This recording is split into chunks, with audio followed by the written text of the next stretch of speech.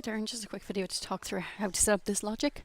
So if you have a question up somewhere within your survey that's asking someone how satisfied they are with someone or with something, then you have lots of other questions kind of in the middle of the survey, and everyone sees those questions. But then towards the bottom, you have a question that asks for them for a bit of feedback, but you want to present a different wording for people who actually say they were dissatisfied, kind of saying, "Hey, we're really sorry you're dissatisfied. Do you have anything, that might help us improve on this?"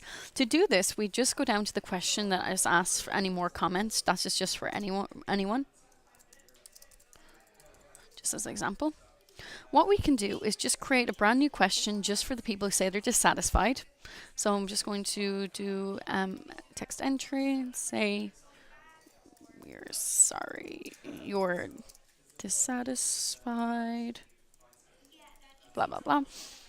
So now we just want to make sure that only people who say they're dissatisfied see this question, and then we don't want to ask the people who are dissatisfied two questions and ask for the exact same thing. So we're going to only show this to people who say anything other than dissatisfied. So to do this, we just click on the little gear icon to the left hand side, and this is the great thing about display logic, is it can be used anywhere in the survey. It doesn't have to be just directly after the question. So I'm just going to click on the gear icon, add display logic. Then I'm going to basically add this from a question, and I'm going to choose the question that asks how satisfied they are. So I'm just going to go to how satisfied are you, and I want to show this if they say that they are either very dissatisfied or just dissatisfied. So here, somewhat dissatisfied is selected, and then click on the plus, or if question 1, extremely dissatisfied is selected. So this question will only display if they say they're dissatisfied or somewhat dissatisfied or extremely dissatisfied. And you can select in page, but it's not really relevant when it's on its own block. In page just means that it will pop up on that page. But if you click this, if you don't have this selected, it will just basically create a page break, so you have to move to the next page to see this question. So I'm going to click save here.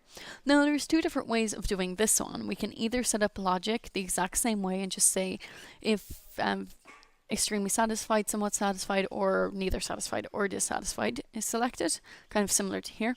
Or if we want to cut down on the work, we can move this question just up above by clicking on the little up arrow here. Sorry, my internet is very slow today. Okay, and it's gone right up to the top. My apologies. So we could say, like I say, lots of is selected, or we could click add display logic and say if, and then we could base it off of question 8 and say if question 8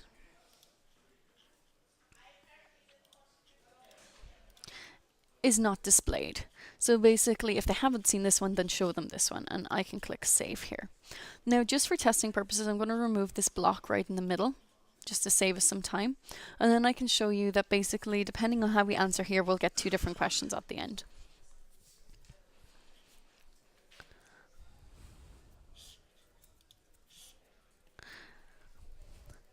So first of all, I'm going to say that I'm either extremely dissatisfied or not. Sorry, I had an authenticator in my survey flow, it's gone now. So first of all, I'm going to say that I am either somewhat dissatisfied or extremely dissatisfied. So I'm going to click on somewhat dissatisfied. Then I'll get a question that says, "We're sorry dissatisfied, please tell us why, give some feedback," and so on. If I restart,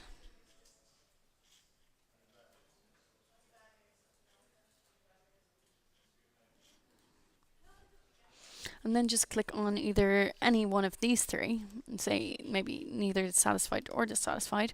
Because I haven't seen "we're sorry you're dissatisfied," we get the question that asks any more comments, and this is obviously the same for people who say they're satisfied. So I hope this answers your question, but if you do have any questions on logic or on this setup specifically, please just let me know and I'll be able to help you out with that.